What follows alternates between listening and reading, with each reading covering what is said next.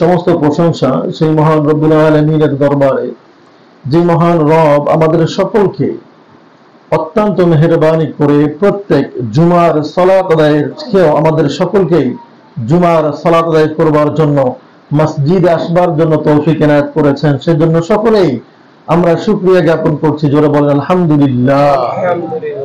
আবারও শুকরিয়া জ্ঞাপন করছি আলহামদুলিল্লাহ।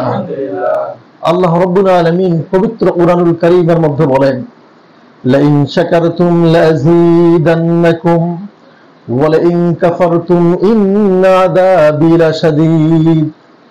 এটি সকলেই মুখস্থ। আল্লাহ তাআলা বলে দিয়েছেন, যে ব্যক্তি আমার নিয়ামত পাওয়ার পরে নিয়ামতের কৃতজ্ঞতা প্রকাশ করে, আমি তার নিয়ামতকে বৃদ্ধি করে দিই। জোরে বলুন সুবহানাল্লাহ। যে ব্যক্তি নিয়ামতের শুকরিয়া জ্ঞাপন করে না, কৃতজ্ঞতা প্রকাশ করে না, আল্লাহ রাব্বুল আলামিন তার নিয়ামতগুলোকে ছিনিয়ে নেন। জোরে বলেন না নাউযুবিল্লাহ।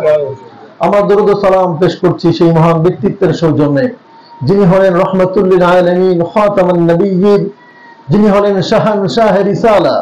সেই মহান ব্যক্তিত্বের সৌজন্যে আমরা সকলে দরুদ ও সালাম পেশ করছি সাল্লাল্লাহু আলাইহি ওয়াসাল্লাম।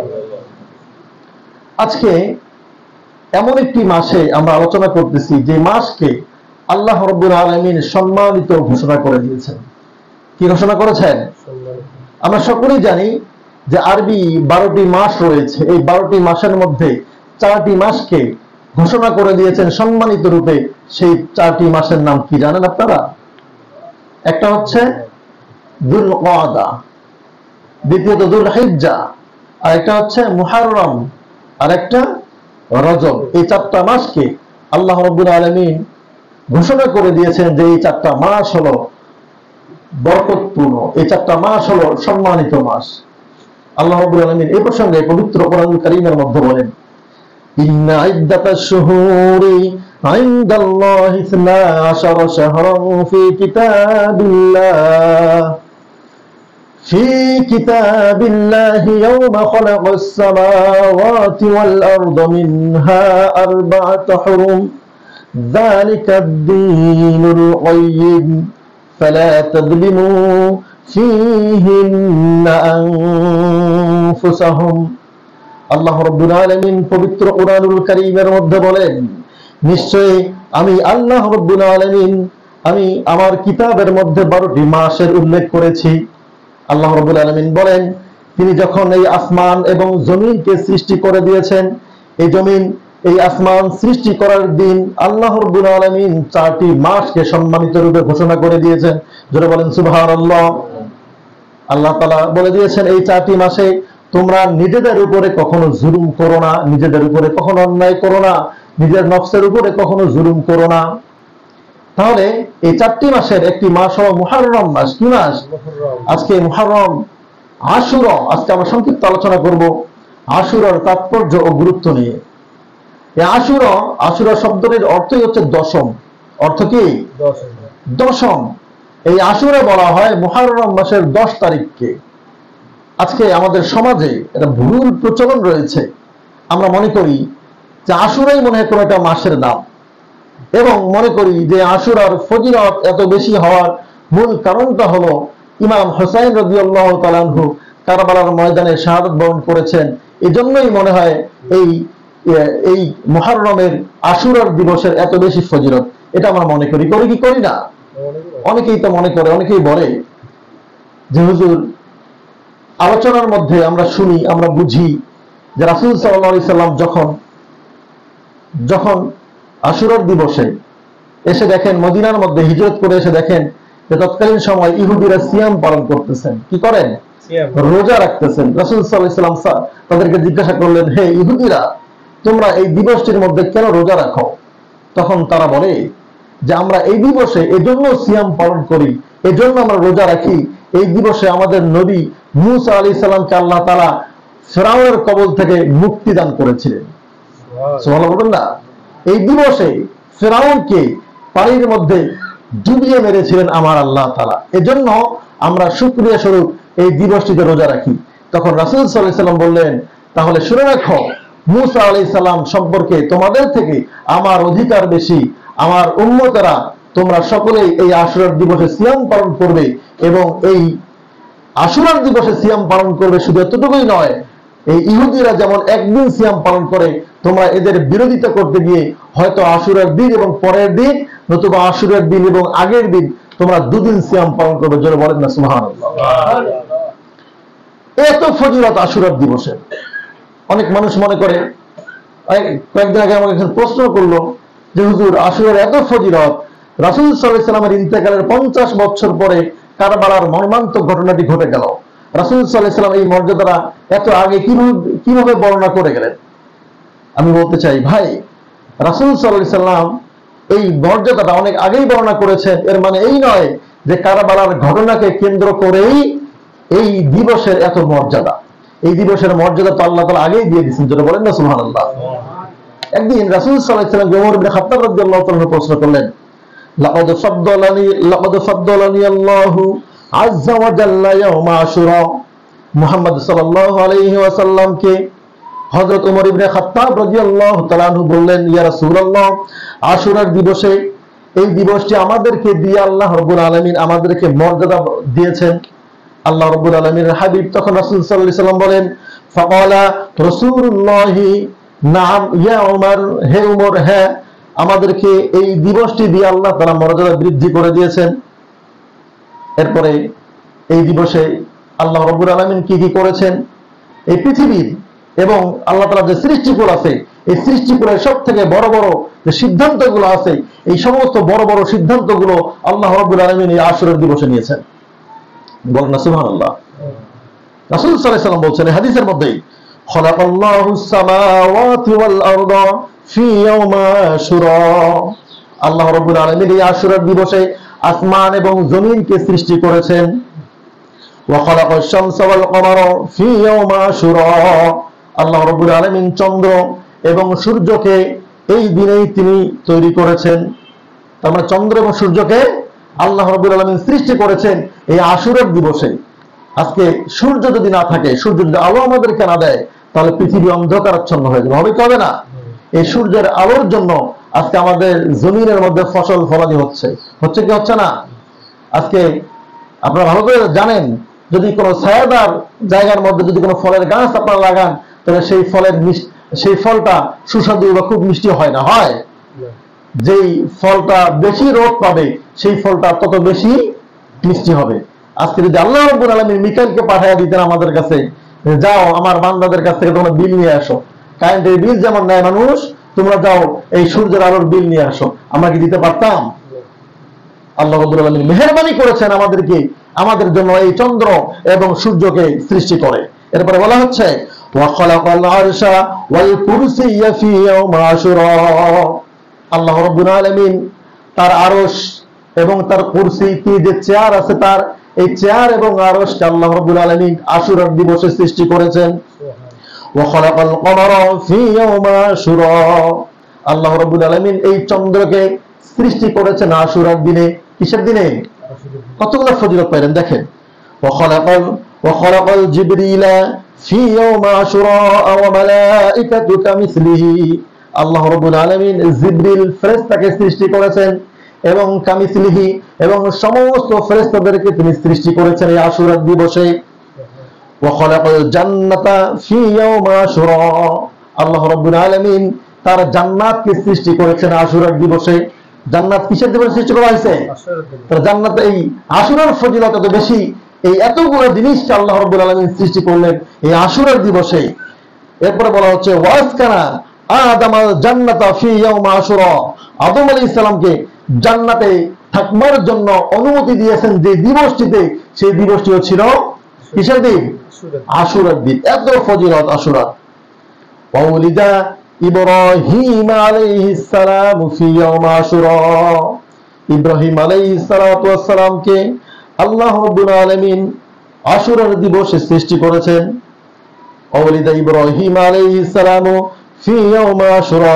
ইব্রাহিম আলাইহিস সালাতু ওয়াস সালামকে নমরুদের আগুন থেকে হেফাজত করেছিলেন এই আশুরার দিবসে। ওয়া হাদাহুল্লাহু ফি ইয়াউমা আশুরা। আল্লাহ রাব্বুল আলামিন ইব্রাহিম আলাইহিস সালাতু ওয়াস সালামকে হেদায়েত দিয়েছেন এই আশুরার দিবসে। কিসের দিবসে? আপনারা হয়তো ভাবতেছেন যে হুজুর, নবীকে আবার কি হেদায়েত দেওয়া যায় নাকি? রাসূল সাল্লাল্লাহু আলাইহি সাল্লাম বলেছেন, ইব্রাহিম আলাইহিস সালাতু ওয়াস সালাম যখন পথভ্রষ্ট ছিলেন, যখন তিনি তার সৃষ্টিকর্তাকে চিনেন নাই, সৃষ্টিকর্তা সম্পর্কে কোনো ধারণা নাই, তখন তিনি এই একটা গাছের নিচে এসে বলতেছেন, তিনি ভাবতে লাগলেন এই সূর্য যে আছে, এই সূর্যটা মনে হয় আমার রব। সূর্য ডুবে গেল, চন্দ্র উঠলো, সে ভাবলো যে যেটা ডুবে যায় সেটা আমার রব কখনো হতে পারে না। এরপরে সে ভাবলো এই যে চন্দ্র উঠছে, এই চন্দ্রটাই মনে হয় আমার রব। যখন কিছুক্ষণ পর দেখলেন যে চন্দ্র ডুবে যাচ্ছে, তখন সে ভাবতেছে এই তারকাগুলোই মনে হয় আমার রব। একটা সময় গিয়ে দেখে তারকাগুলো ডুবে যাচ্ছে, তখন সে ভাবতে লাগলেন, হযরত ইব্রাহিম খলিলুল্লাহ আলাইহিস সালাতু ওয়াস সালাম বলতে লাগলেন যে না, এগুলো আমার রব কখনো হতে পারে না। এগুলোকে যে সৃষ্টি করেছেন অবশ্যই এগুলোর একজন সৃষ্টিকর্তা আছে, এগুলোর পরিচালনা একজন করতেছে, এগুলোর পরিচালক একজন আছে, অবশ্যই সেই পরিচালক, সেই সৃষ্টিকর্তাই হচ্ছে আমার সৃষ্টিকর্তা। জোরে বলেন না সুবহানাল্লাহ। এই দিনটা কি ছিল? এই দিবসটা ছিল আশুরা। আল্লাহ রাব্বুল আলামিনের কাছে হেদায়েত না চাইলে কোনো হেদায়েত পাওয়া যায় না। ইব্রাহিম আলাইহিস সালাম আল্লাহর কাছে হেদায়েত চাইছেন, তিনি বলছেন যে আল্লাহ তুমি আমাকে হেদায়েত দিয়ে দাও, আমি তো পথভ্রষ্ট হয়ে যাচ্ছি, তুমি যদি আমাকে হেদায়েত না দাও তাহলে আমি তো হেদায়েত প্রাপ্ত হব না, আমি তো হেদায়েত পাবো না, আমি তাহলে তোমাকে চিনবো না, অতএব তুমি আমাকে হেদায়েত দাও, আমি হেদায়েত পেতে চাই।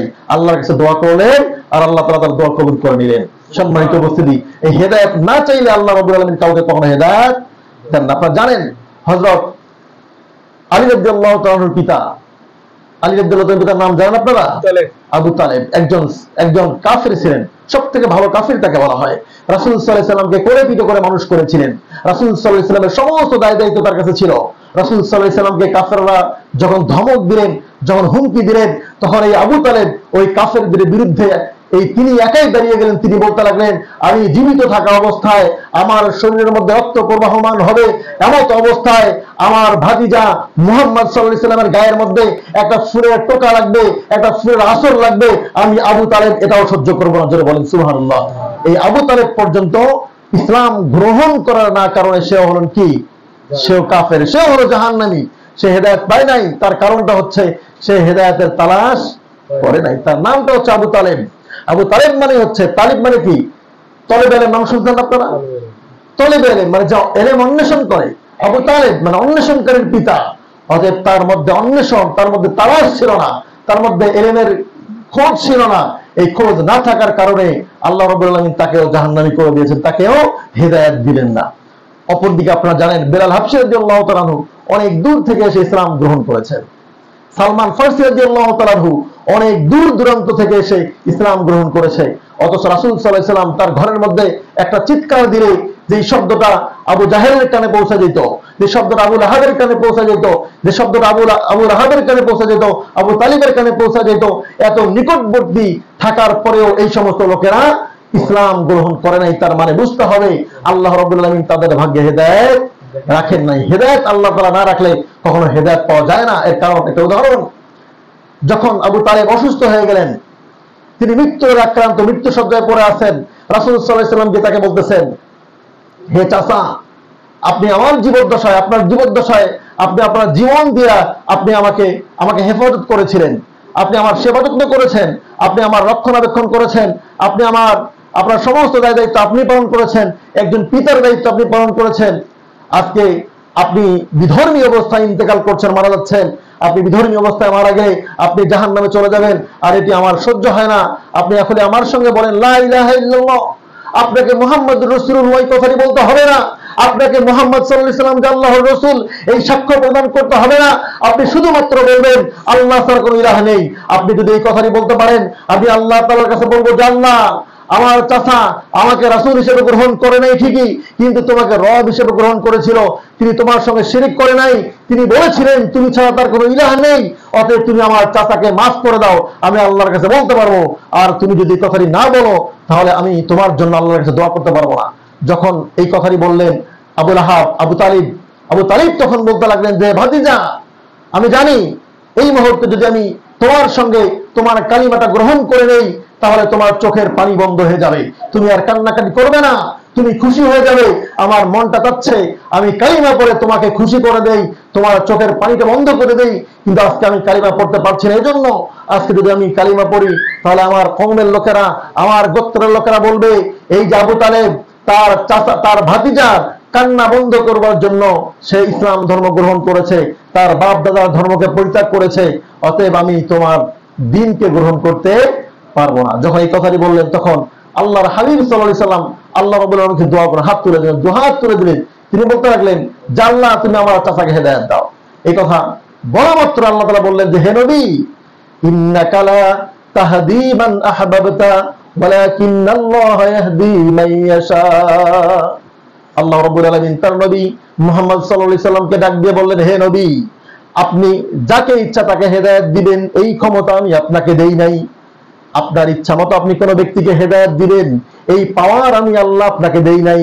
হেদায়েত আমার হাতে, আমি যাকে ইচ্ছা তাকেই হেদায়েত দিব। তার মানে তোমার চাচার কপালে, তোমার চাচার ভাগ্যের মধ্যে হেদায়েত নাই, তুমি তোমার চাচার জন্য আর দোয়া করো না। তোমার চাচা হেদায়েত চাচ্ছে না, নিজেই হেদায়েত চাচ্ছে না, তাহলে তাকে হেদায়েত দিব কিভাবে? সম্মানিত উপস্থিতি, এর জন্য হেদায়েতের তালাশ থাকতে হবে। কি থাকতে হবে? হেদায়েতের তালাশ না থাকলে আল্লাহ তাআলা কখনোই কাউকে হেদায়েত দিবেন না। তাহলে এই দিবসে আমরা বলতেছিলাম কোনটা? ইব্রাহিম আলাইহিস সালামকে আল্লাহ তাআলা এই দিবসেই হেদায়েত দিয়েছিলেন। এই দিবসের মধ্যে আল্লাহ তাআলা ফিরআউনকেও ডুবিয়ে মারছেন। ওয়াদরাকাল্লাহু ফিরআউনা ফি ইয়াউম আশুরা। আল্লাহ রাব্বুল আলামিন এই আশুরার দিবসে ফিরআউনকে ডুবিয়ে মেরেছেন। এই আশুরার দিবসে ওয়ারাফা ঈসা ফি ইয়াউমি আশুরা। হযরত ঈসা আলাইহিস সালাতু ওয়াস সালামকে আল্লাহ রাব্বুল আলামিন আসমানের মধ্যে তুলে নিয়েছেন। তার লোকদের মধ্য থেকে তাকে হেফাজত করেছেন, ইহুদিদের কাছ থেকে হেফাজত করে আসমানের মধ্যে তুলে নিয়েছিলেন। সেই দিবসটি ছিল আশুরার দিবস। ওয়ারাফা আল্লাহু ইদ্রিসা ফি ইয়াউম আশুরা। হযরত ইদ্রিস আলাইহিস সালাতু ওয়াস সালামকে আল্লাহ রাব্বুল আলামিন এই আশুরার দিবসে তাকেও আসমানের মধ্যে তুলে নেন। ওয়ালিদা ঈসা ইবনে মারইয়াম ফি ইয়াউম আশুরা। ঈসা আলাইহিস সালাতু ওয়াস সালাম মারইয়াম আলাইহিস সালাতু ওয়াস সালামের গর্ভ থেকে জন্মগ্রহণ করেছিলেন এই আশুরার দিবসে। ওয়াসাতাবাতা ওয়া তাবাল্লাহু আলা আদম ইয়াউম আশুরা। আল্লাহ রাব্বুল আলামিন আদম আলাইহিস সালাতু ওয়াস সালামের তাওবাকে কবুল করেছিলেন এই আশুরার দিবসে। আপনারা জানেন হযরত আদম আলাইহিস সালাতু ওয়াস সালাম তাকে জান্নাত থেকে বের করে দেওয়া হয়েছিল। বের করে দেওয়া হয়েছিল না? কি কারণে দেওয়া হয়েছিল? তিনি গন্ধম ফলকে গ্রহণ করেছিলেন, ফলটা খেয়েছিলেন, এই জন্য তাকে বের করে দেওয়া হয়েছে। তারপর তিনি দোয়া করলেন, সবসময় আল্লাহকে দোয়া করতে লাগলেন, দোয়া করতে লাগলেন, কান্না করতে লাগলেন, তাওবা করতে লাগলেন। এই তাওবা করার কারণে আল্লাহ তাআলা ক্ষমা করে দিয়েছেন। সেই তাওবাটা কিভাবে তাওবা করছে আপনারা জানেন? আদম আলাইহিস সালাম যে দোয়াটি বলে আল্লাহর কাছে দোয়া করেছিলেন, এই দোয়াটি আজও যদি কোনো মুসলমান পর আল্লাহর কাছে দোয়া করে, আল্লাহ তাআলা তার দোয়াকে কবুল করে নেবেন। জোরে বলেন না সুবহানাল্লাহ। আপনি অনেক অন্যায় করেছেন, আপনি স্মরণ করুন আপনার পিতা, আপনার আদি পিতা যে দোয়া করে আল্লাহর কাছে ক্ষমা চেয়েছিলেন, সেই দোয়াতে আপনি পরে ক্ষমা চান, আল্লাহ তাআলা আপনাকে ক্ষমা করে দিবেন। তিনি কি বলেছিলেন? তিনি বলেছিলেন, রব্বানা যালামনা আনফুসানা ওয়া ইল্লাম তাগফির লানা ওয়া তারহামনা লানাকুনান্না মিনাল খাসিরিন। আপনারা সকলেই বলেন, ও রব্বুল আলামিন, আমি নিজের নফসের উপরে জুলুম করেছি, নিজের নফসের উপরে অন্যায় করেছি, অত্যাচার করে ফেলেছি। তুমি যদি আমাকে ক্ষমা না করো তাহলে তো আমি ক্ষতিগ্রস্ত হয়ে যাব। অতএব তুমি আমাকে ক্ষমা করে দাও। যখন এভাবে আপনি দিনে 5 বার আল্লাহর কাছে দোয়া করবেন, আল্লাহ তাআলা আপনাকে ক্ষমা করবেন কি করবেন না? করবেন না? আজকে আপনি গুনাহ করেছেন, আপনি ভাবেন যে আল্লাহ তাআলার কাছে আমি এত গুনাহ করেছি, আল্লাহ আমাকে মনে হয় ক্ষমা করবে না। কিন্তু আল্লাহ তাআলা আপনাকে ডাক দিয়ে বলতেছে, ইয়া ইবাদিয়াল্লাযীনা আসরাফু আলা আনফুসিহিম লা তাকনাতু মির রাহমাতিল্লাহ। হে আমার বান্দারা, তোমরা কখনো আমার রহমত থেকে নৈরাশ হয়ে যেও না। তোমরা যত গুনাহ করো না কেন, তোমরা আমার কাছে দোয়া করো, আমার কাছে চাও, আমি তোমাদের সমস্ত গুনাহ খাতাগুলো আমি ক্ষমা করে দিব। জোরে বলেন না সুবহানাল্লাহ। আজকে বান্দা বড় অকৃতজ্ঞ। আজকে আমরা মনে করি আমরা অনেক গুনাহ করেছি, আমাদেরকে আল্লাহ তাআলা ক্ষমা করবে না, আমাদেরকে ক্ষমা করবে না।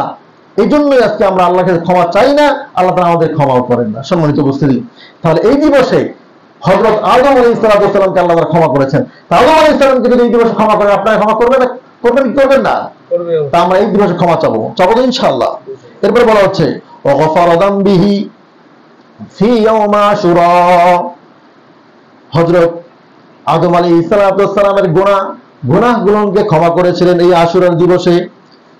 ওয়াসাতাবাতা সায়াতান আলা জুদি নূহিন ফি ইয়াউমি আশুরা। নূহ আলাইহিস সালামের নৌকাকে আল্লাহ রাব্বুল আলামিন এই দিবসের মধ্যে হেফাজত করেছিলেন। ওয়া আখরিজা মিনাস সিজনি ইউসুফ ফি ইয়াউমি আশুরা।